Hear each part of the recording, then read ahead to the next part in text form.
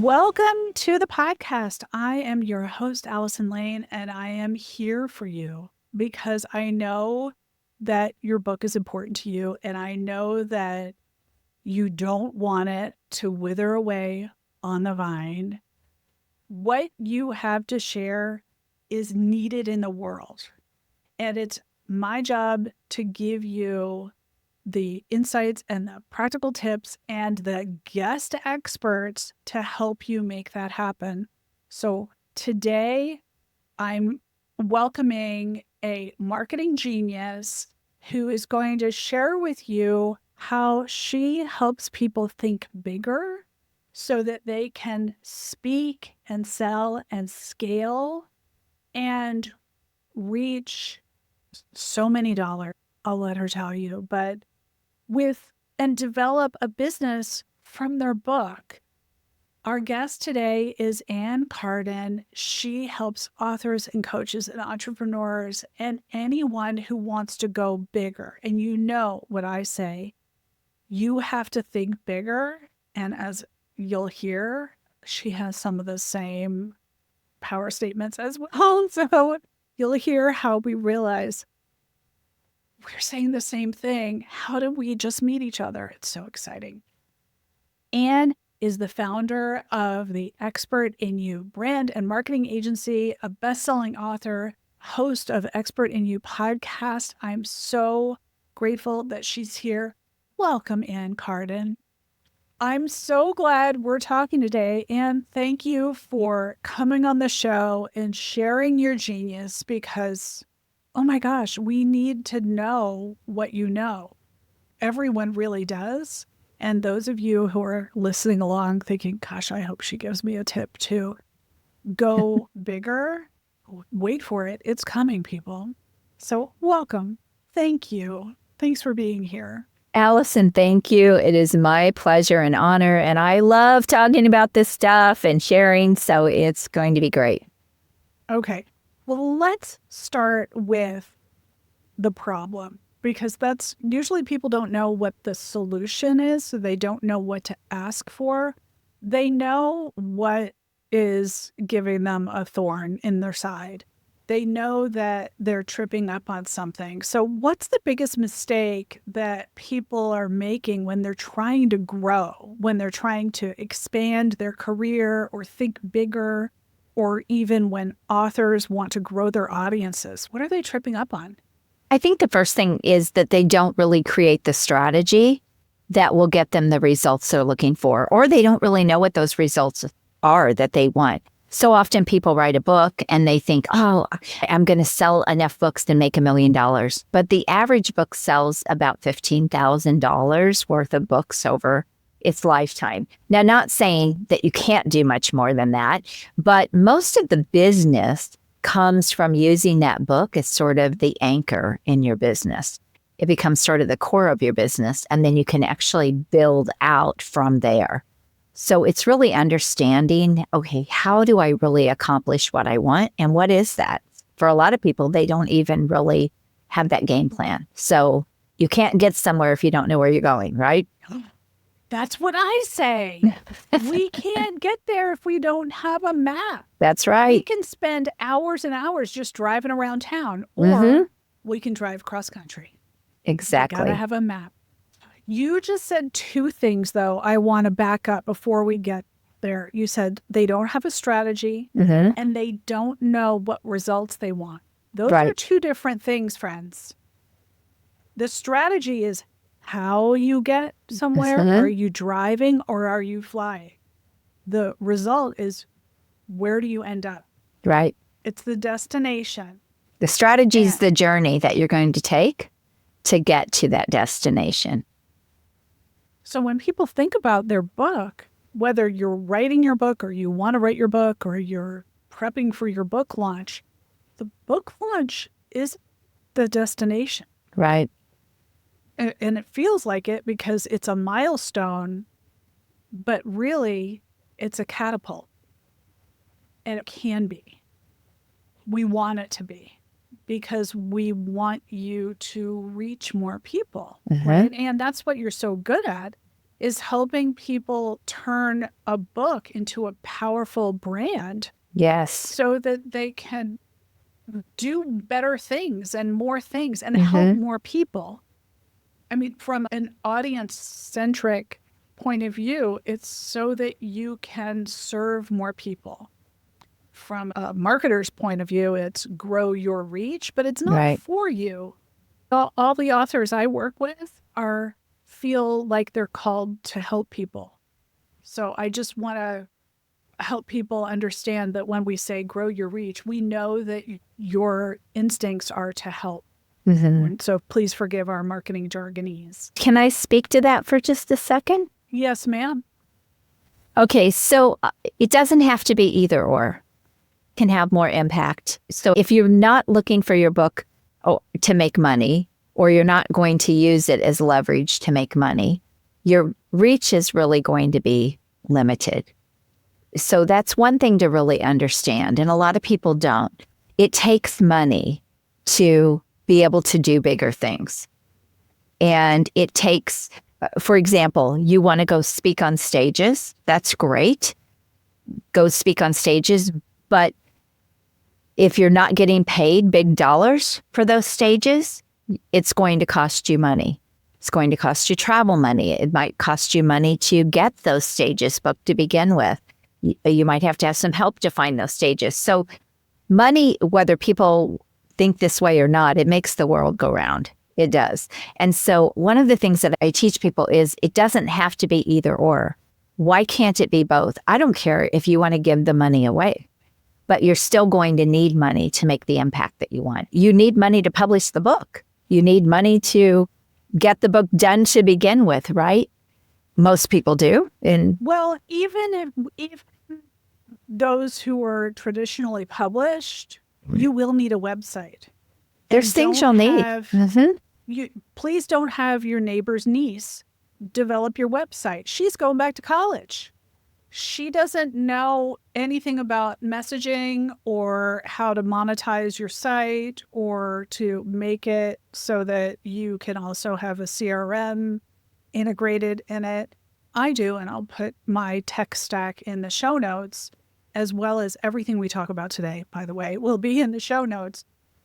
But I love what you're saying because I'm thinking particularly about some clients I have who recently had book launches, but they knew 2 years ago that they were publishing their book so that they could transition from one leadership level in their career to a leadership level outside of their industry on a national or global stage, which means that they needed to have some new photos. Yes. I'm not talking about fashion photos. I'm talking about good lighting. You're talking about branding photos. Yes. Just branding photos. These are not your friend coming over with her iPhone, which those can work for a while, but we only need a couple of photos, but we do need them. You do need a functioning website. You do need to have a vision, and you need to know that even when you're showing up at other conferences, are you prepared for what's there? Right. Do you have one sheet? Do you have some tools? And when then someone says, I'd love to have you speak at this event, do you know what you charge? If you don't know what you're supposed to be charging, if you say a number that's what I would consider low, they're not going to take you seriously. Right. So it goes back to you have to know what you want that book to accomplish. And also to even publish the book in the right way. What do you want it to accomplish? You need a strategy for your book, but then you need a strategy beyond your book. I remember having a conversation with someone on social media one day, and he said he wanted to use this book to speak and to get on stages, and which is a lot of people do. That is their game. And I said, what kind of money are you wanting to make to do that? And he said, I want to sell 1 million books. And I said, okay, how many stages do you need to get on to sell 1 million books? And these are things he had never thought about. So it's all part of the strategy. You have to know what you're trying to accomplish. And can it get you to where you want to go? I'm so glad we're having this conversation. Okay, perfect example. And let me back up by saying, when you know that you are the brand and your book is the product, you understand that your speaking is also a product, or your collaboration is also a product. And by product, I mean it's another way for your audience to interact with you. They might not buy your book, but they're going to spend $1,000 to come to the conference that you're keynoting. And what I want people to realize is that, yes, I know you've worked so hard on your book and you think that's the end, but it's not the end. It's the beginning. Exactly. It is proof that you are a big effing deal that you can now offer to someone in addition to all the other ways you're offering to them. Yes. And what I see people do that is such a mistake is that they think that their book promotion is about selling the book. And when you try and sell a book and all of your interviews are, so go and buy the book, nobody likes it. Nobody likes to be sold to. People hate it. It smells bad. It turns people off because they don't want to be sold to. They want to lean in and feel like they're getting value out of knowing you. And then they realize, oh, I can get the book too. Awesome. Right. Well, not only that, one of the mistakes I think people make is they think somebody's going to be transformed from their book. People aren't typically transformed from a book. And so if you are not offered, they might get a nugget, they might get a breakthrough, but they're not typically going to get major results from a book. They're going to get a new idea, maybe a paradigm shift, you're going to expand their thinking, whatever that is. But where people make this mistake is they don't give people a way that they can go deeper with them. They don't offer anything other than the book. To me, it does a disservice to people. It leaves them hanging. It is very limiting. It's like saying to someone, I would love to get together, but I'm only available on this day at this time. And if that doesn't work for you, try and catch me at a Too bad, so sad. What? No, I thought we were going to be friends, but this is the only thing that I can offer. I'm never available at that time. Right. And it's just rude. Oh, I don't offer anything. Every author should expect that someone will end up emailing you, asking you to do something that is outside of just buy your book. They will want to pick your brain, which, P.S., you need to charge for.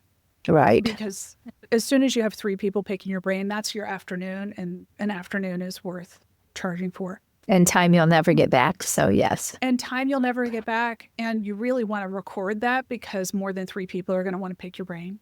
And then you have to notice that people not only want to know you, but your website is not the destination. They're not seeking out your home base.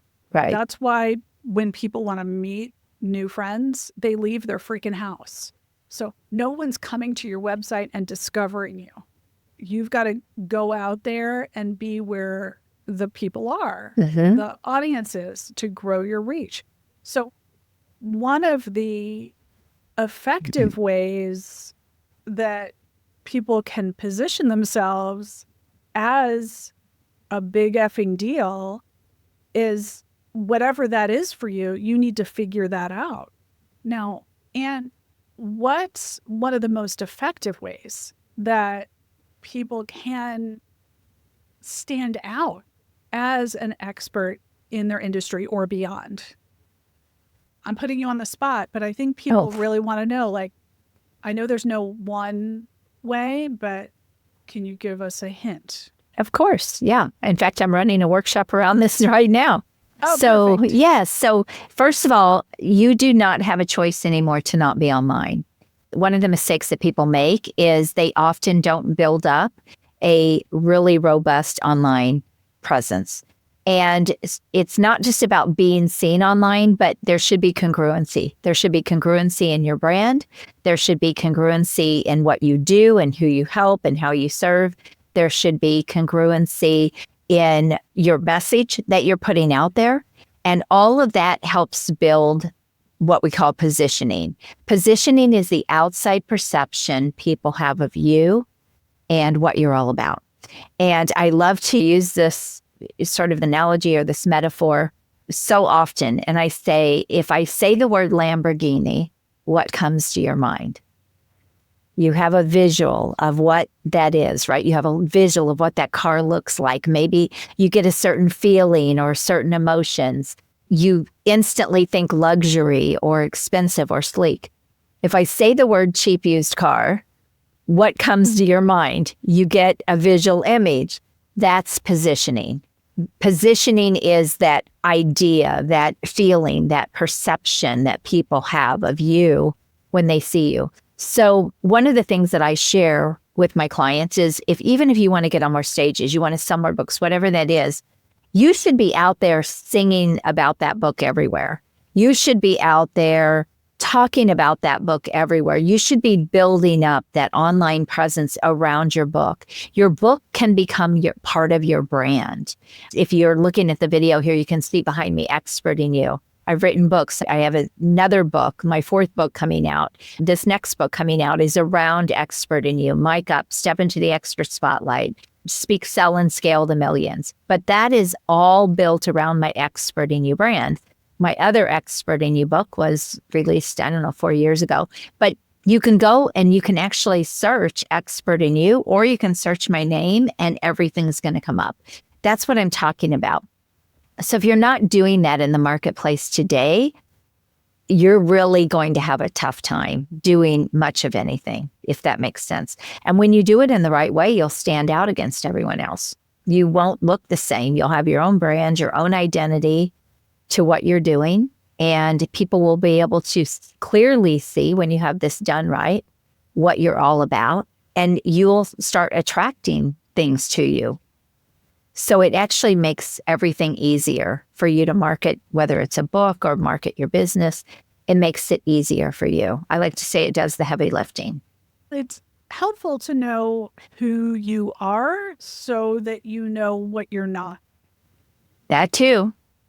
That should be part of it. Mm-hmm. I love it when people are specific about saying no to a podcast interview or a speaking opportunity, or are you going to that conference? Oh, no, it would be nice, but it doesn't fit with my priorities, AKA, right. It's not a strategy to get me to my chosen destination. And it's helpful, I think, if we assume success, and I think this gets in people's way, that they don't assume success. So they think, oh my God, I don't want to say no. Did you hear my breathy voice too? That's my tentative voice. I know her, so I think I should do this. Like, I will give you 3 of those, and then you need to prioritize the things that are going to help you help more people and grow your reach, right? And so that means that particularly for authors, going to writers' conferences will not help you grow your reach. Correct. It will help you connect with other authors who will not buy your book. Right. And if you don't know that, you're going to burn up a lot of time and energy and maybe money. And it's going to feel good. You're going to feel like, oh, well, this is a peer group and they've asked me to speak. Of course they have, because you're speaking for free. And that's super nice. But it's like going to any industry conference. You're giving back. And that's great. But it's not a way to grow your reach of your audience. Yeah. It doesn't mean you can't do things to give back. I'll go and speak to give back when I know no one in the room could be an ideal client for me or is really going to be better. It literally is an act of service. But no, that's okay to do. It's just know that's what you're doing when you take that offer from someone. So it really comes down to that clarity around where do you want to go and what are the steps that you need to take to get the results that you're looking for. And it will help you cut away a lot. Say yes and say no to the right things. Yeah, and allow yourself to say yes to a few of those things that feel right, but realize that you will need to diversify in order to grow. Can you share some strategies that you've seen work best for authors when they are trying to market and sell more books? Sure. So first of all, getting on stages, getting on podcasts in front of your ideal people, being very active on social media is, I mean, the resources and the tools that we have available today is crazy. So to not be out there in the spotlight, sharing about your book, talking about your book, getting other people to talk about your book, giving away some books so they'll read it and talk about your book. Whatever it takes, all of those things, it's about just getting active. It's about getting passionate about what you want to do with that book. And if you're really interested in getting that book into more people's hands and having more people buy it, you've got to go out and earn that business. And a lot of people don't think like this. They think, oh, it's just going to come to them. But you can also partner with people that can sell your book for you. There's so many different ideas and options and strategies. But at the end of the day, it all means you need to step out there and you need to do the work to get the business.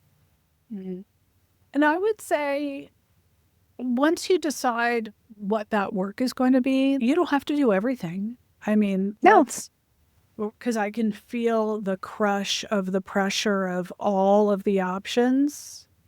You don't have to do everything. For you listener, as you're sitting in the Target parking lot thinking, holy crackers, Allison, and now I feel even more stressed. No, we're saying these are some options. Choose what works and then remove the rest from your dance card. You have to make choices and then make this something that's manageable, because you will not stop the world from turning so that you can have more time in the day. Right. And it'll take all the enjoyment out of it. It's supposed to be fun. You wanted to write this book and you wanted to share your message and your experience. So we want you to enjoy the entire process, right?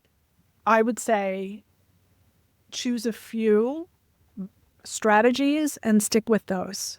With podcasts and speaking and one main social platform. Make one your home. You don't have to be on Blue Sky and Threads and Instagram and TikTok. It is too effing much. No, that can all come later. Yeah, and you can repurpose so that you are everywhere. And that's one, especially if you're creating content or you're getting out there and you're online, you're doing a podcast, you can repurpose all of that content so that it can go on YouTube, so it can go on LinkedIn, it can be on TikTok, it can be on Instagram. You can still do all that. You don't have to be all those places. And that's a mistake people make too. But it comes back to really knowing the end game, that what is it you really want to accomplish with that book, and then having the right pieces in place, because some platforms wouldn't even really be a good fit. Depending on what your book is and who you want to read that book and who you want to sell that book to, some platforms wouldn't even be the right place. So why would you even want to waste your time? So if you don't have a good strategy mapped out or you don't understand this, get help, because you will burn up a lot of time and energy and waste, even maybe money, if you don't have this piece in place first. It is really the precursor to any activity you do. I think it's a very common action to take, to turn to the other people who just did what you want to do and say, well, this worked for them, but they also were a debut author and their book came out 2 months ago. They have launched one book. That is not a good focus group for you. And when I see debut authors create a accountability group and they're all taking advice from each other, I just think, oh boy, none of them is informed about what they might do that's more efficient. Mm-hmm. Or because TikTok works for one, TikTok, for instance, doesn't necessarily convert to email subscribers or even paid programs, but it is great for reaching other influencers. So do you have a plan to collaborate with those people? Right. Because people think like, oh, I want to grow my TikTok. Like, really? But for what reason? Like, we need to know. And there's always maybe a different way to go about things. And I think getting help and informed support will save you from some angry cries. With someone No. that knows what they're doing. Right. That's what I mean. Yes. Someone who's been down that road. Yes. Whether it's Anne or me or someone else, we want you to enjoy this and feel like things are smooth and silky because you're still living your life. Mm-hmm. You're still teaching at the university or running your medical practice and putting a book out. And now you're speaking on stages, which means you have to take a sabbatical for this semester. So how many stages are you going to speak on? And are you making the choices? Are you grabbing the marketing assets while you're there that will fuel your branding for the next 4 years? That's probably another podcast episode, and we'll have to do something else about all the marketing assets that people gather that are trash when they could focus on 3 or 5 everywhere you go and then be pleasantly surprised with, wow, I'm really able to do fewer efforts, but they pay out so much more because I'm focused. And then you can actually take a vacation and vacate, then you can enjoy your time away without feeling like. That's why building on the back end of your book is gold. I talk about building $1 million business from your book, not making $1 million with your book, but how do you build $1 million business around your book? See, there's so much more opportunity there. And it goes back to what we were saying. You're leaving so much on the table and you're making things harder for yourself. I guess I would just have to say again, I get that you want to impact people. That's why we write our books. We're passionate about what we're sharing, about the expertise or the information. But what are you going to do beyond that? Because you will eventually get tired of doing everything for nothing. If that's what you're doing, you will get tired of that. Yeah. When you think of a piece of advice that everyone needs to hear when they feel stuck or overwhelmed with their growth, what's one thing that you need to take everyone by the shoulders and just help them really absorb? Besides, you should work with someone that can help you. That's the fast track. I'm just going to say, I don't say that just because I help people, but that is a fast track. That's something, Allison, I've been building businesses for 34 years, 35 years. I'm in my 6th and 7th business. And for the first 4 or 3, I didn't have someone that could help me. That wasn't a thing. Business coaches were not everywhere. They weren't a dime a dozen. We couldn't write our own books. We couldn't self-publish. We couldn't, even going to a publisher was so out of reach. None of those things existed. Now we have access to all of that. And so for people to not take advantage and fast track their success, I mean, think about this. And there are 1,700 new millionaires a day in the United States. 1,700. When I started 35 years ago, I didn't even know a millionaire. That wasn't even a thought in my mind. And yet these are the opportunities we have today. But so many people don't get help to speed that success. And the more they don't do that, the more opportunity they're missing. There's a thing called opportunity cost. You're losing you're missing out every time. Even people that a year ago said they wanted to be a coach, they didn't come into the market. Guess what? Now 400,000 new coaches have entered the market. Now you're competing with 400,000 more people. You're already behind. I'm on my 4th book. Some people are just starting their book. That's what I'm talking about. That would be the one thing that I would say is leverage the expertise of other people and speed your success. You don't have to do things all yourself anymore. You don't have to try to figure things out. So that would be the first thing. And then the second thing I would say is think about expanding your mind around what is possible, around the people. Now you can impact millions of people. We're global, right? It's a global audience. Think bigger. I don't see people thinking big enough. They don't, and everyone should be thinking bigger about their career, which happens to be the title of the LinkedIn course that I just recorded for LinkedIn Learning, which is so funny. And we're like sisters from another marketing mom. But it's so funny. No one's thinking big enough because I think that they've been taught that there's a hierarchy or a path. There's no path anymore. You don't have to wait in line for your turn. You don't have to wait until the kids are out of the house or everyone has what they need. No one will ever have everything that they need. They'll always want more. It's up to you to take the space to say, this is what I'm doing, and this is when I'm doing it. And for those of you who think, well, if I could just get this time or find the time, time can't be found. It just exists. You have to devote the time and make the decision to take action.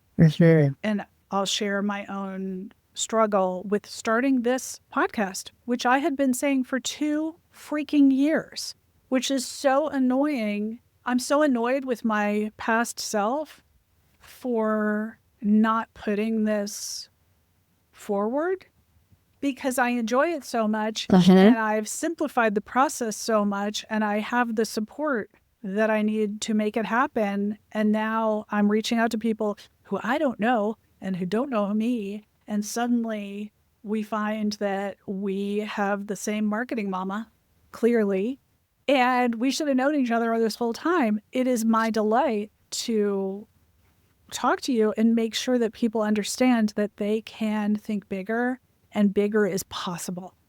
It's not a dream, it's a goal. You mentioned the cost. What did you say? The cost opportunity? The missed cost opportunity. The missed opportunity cost. Yeah. Yes.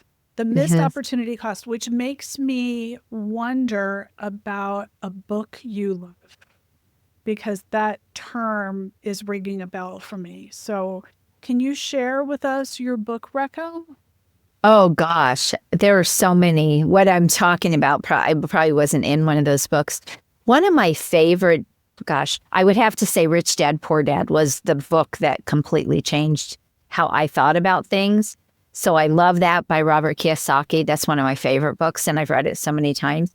But there's a book I read several years ago called The Slight Edge by Jeff Olson. And I loved that book. For me, it was a game changer. It talked about the small incremental changes that you can do that will add up. If you think about compound interest, that was the whole idea behind the book, but not just with money, it was with other things in your life. And I think that was so significant. I loved that book. I probably need to go back and read it again because it's been several years since I've read it, but it's never left my mind. I will make sure that is in the show notes, as well as I want to just ask you, because I think we have another favorite book or author. I have recently judged and overhauled my entire schedule and priorities based on the kick in the tuchus that I got from reading 10X is Easier Than 2X. That's a good one too. By Dr. Ben Hardy and Dan Sullivan. And I think that term that you use, the Missed Opportunity Cost. Mhm. Is that from Gap in the Gain by Dan Sullivan? It's probably in several books. It's really not a new concept. It's something that really CPAs and financial people use that terminology a lot. But Dan Sullivan is excellent. I love The Gap in the Gain. That's another really good book. And so it may be in there. I don't remember for sure. But it is definitely something that's been around for many, many years that accountants use, CPAs use, and now coaches use it because it's so true. People don't think like that. And when you really realize, hey, here's another example. You didn't buy a new car last year, and now this year it's $20,000 more. That's just an example. That is what it means, a missed opportunity cost. Now it's costing you $20,000 more. I've had people that have reached out to want to coach with me. And as I got better in coaching, my fees went up until they would come back and they would be like, what? No, that was missed opportunity cost right there. Plus, you could have been making a lot more money because I could have been helping you all that time. And so those are other things that fall into that. So just to give people an idea of what that means.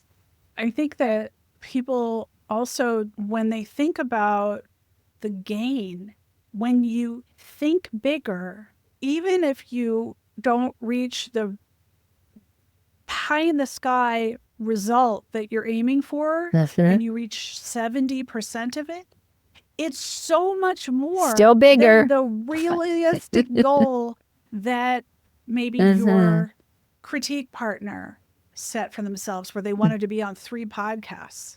Exactly. This is my 3rd podcast today. Yeah. So 3 podcasts is nothing. I mean, I had to have a firm talk with myself and limit myself to 3 podcasts today because I could do this all week long. But yes. I did have to sit myself down. Well, and it goes back to, how does this align? Is this doing what I needed to do, right? But no, what you're saying about the goal thing, here's the thing people need to understand too about how the mind works, is when you set your sights on a goal, when you actually write a goal down, this is my goal, you will subconsciously start moving towards that goal. But even if you don't achieve it, I heard a saying many years ago, why would you say the sky is the limit when there are footprints on the moon? Think about that. I know it blew my mind when I heard it too. So if you're reaching for the stars, you may not catch them all, but what if you catch a lot of them, right? So I talk about this all the time. You may not think, like if you set your goal at $1 million, I help people create what I call $1 million offers and brands around that. If you set your goal on $1 million offer and making $1 million, even if you only make 700,000, would you be disappointed? But if you set your goal on 6 figures, you set your goal on 100,000 and you only make 50, is that going to be good enough for you? Now, that's not to say you can't achieve 100,000, but in reality, $100,000 in your business is only going to be about a $45,000 paycheck. Right. If it's reality. So people do, that's what I mean by people don't think big enough. They don't. Oh my gosh. I'm going to get a tattoo with that. Because I say it, you say it, I'm going to put it right here. And the signed Ann and Allison. Okay. And let's bring it home. And if you could share one tip that our listeners can put into practice today so that they can grow their audience, what should they be doing? Just one simple step they can do today. Get on social media and start connecting with the right people. You and I are connecting right now. We reached out. We found each other on a platform. Actually, my assistant found you or you found her. I'm not sure. But go and start having conversations with people. Start reaching out and connecting with people. But you have to give them a reason to want to connect. So you have to kind of get that positioning right. Otherwise, they're going to be like, who is this person? Why would I want to connect with this person? So I would say get your positioning right and then go connect with the right people. That will start growing your audience. Perfect. And Carden, thank you so much for being here. Tell us again where everyone can find you. Yes, you can go to annlcarden.com on my website, and you can see my podcast, you can see books, you can see free resources, and you can connect with me. Perfect. Thank you so much. And listen, folks, I know you're out there and you're thinking, but I'm just at the beginning. Everyone is just at the beginning of whatever they're going to be doing today. Even if your book came out 6 months ago, it's new to the person who learns about it today. So you're never finished. There is no check, I'm done. Now we can all go to Aruba together. You can always envision your next step, and it starts with whatever you're going to do today. So take the action and also share what you already know. Stop right now, pull over if you're driving. I'm always driving, so this is what I always say. I'm always in the car with the carpools. And forward this podcast episode to someone you know is struggling with, how do I go bigger? Anne is literally telling you, here's what you can do now. And she gives so many great resources on her podcast and on her website. Don't wait. Do it now, because you'll forget later, and then I'll have to remind you later, and I don't want to be that person. And there's always missed opportunity cost. Right, and there's always missed opportunity cost. That person will thank you. And do me a solid. Please leave a review, a good one. If you have nothing good to say, keep it to yourself. But leave a review that helps people find the podcast. We are here helping. The podcast is free, and we want to help people who are looking for the answers and the solutions and the encouragement that we're providing. So share what you know, and please share the podcast so it reaches more people, because there need to be more books in the world. We need to find a way to help each other, and podcasts are so important. Share it. Last request, send me a text. In the episode description at the very tippity top, it says, send me a text. If you click that, it sends me a text.